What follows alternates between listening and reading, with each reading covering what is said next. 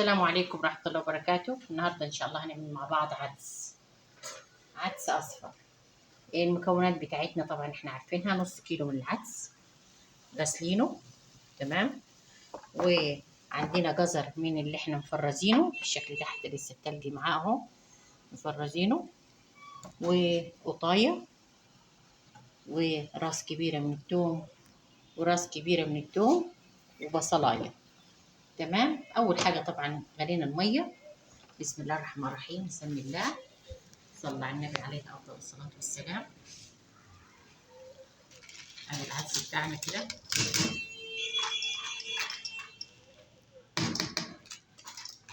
حطينا العدس بتاعنا، وبعدين نحط ده الجزر. حلو الجزر مع العدس، وبنقطع القطايه بتاعتنا.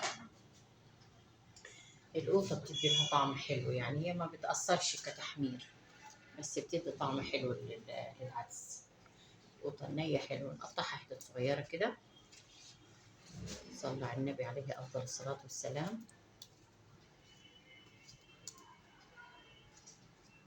تمام. ليه يا جماعة ما بتدعموش القناة؟ ما تدعموا القناة وتشتركوا فيها، تعملوا لايكات كتير كده عشان القناة تكبر بيكم. نقطع بصلاية حلوة كده زيكم. تمام.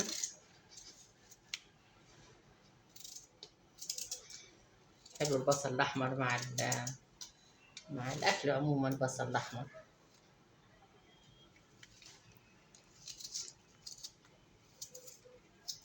تمام. صلى على النبي عليه أفضل الصلاة والسلام.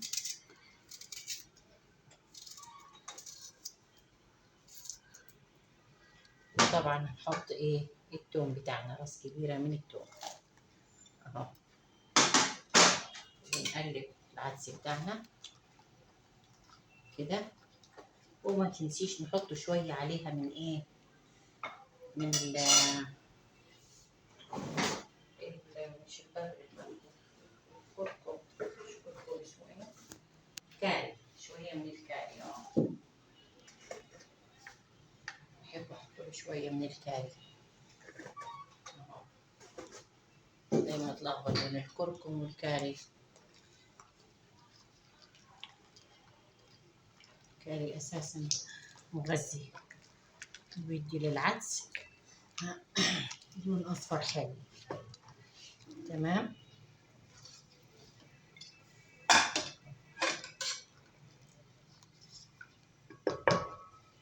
حطينا كده على البوتاجاز لغاية ما يغلي.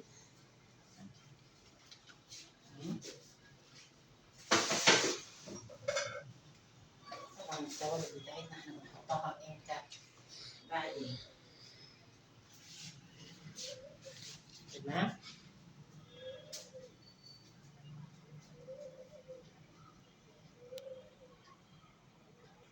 كده قرب بيغلي.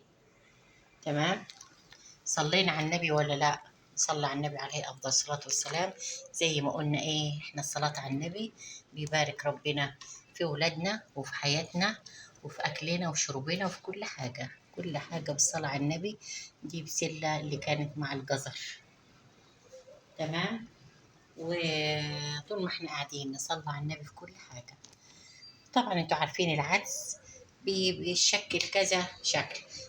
تشربي شوربة، أو عادي بتعمليه طحين عادي بتتأكليه، أو بتعملي له برز حلو برضو.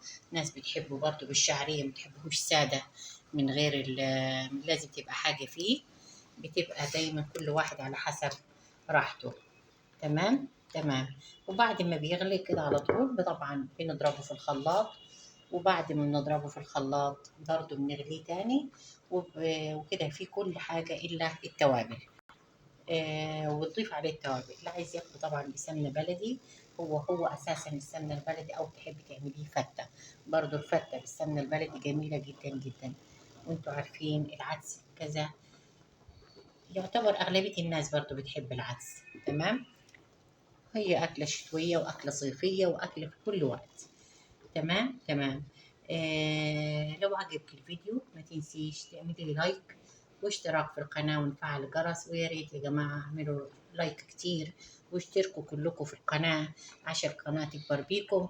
وانا كل يوم بعمل لكم الاكل اللي انا بعمله في بيتي، فيا ريت تشاركوني وبرضه مع تعليقات ومع لايكات ومع مشاهدات. تمام. ونصلي على النبي عليه افضل الصلاة والسلام ونقول لو عجبك الفيديو برضو ما تنسيش تعملي لايك واشتراك في القناة وفعل الجرس.